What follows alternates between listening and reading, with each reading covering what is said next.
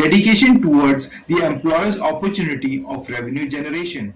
Your subconscious mind should not be so engrossed in processing your own money making opportunities that you are least concerned as to what would be the revenue generation opportunities of your employer. My name is Yaqub Ali. I am an author, philosopher, counselor, and a subconscious mind coach. How will your employer become more successful?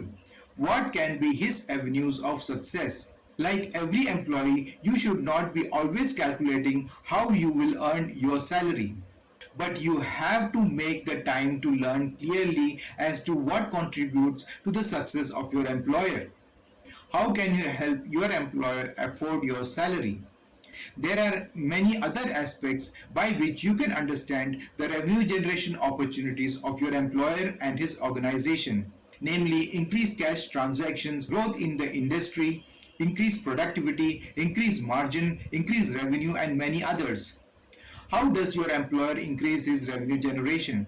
How can your employer increase repeat revenue generation? The day your subconscious mind understands all this, you will be able to fulfill the need of your employer and thereby fulfilling your need to be employed.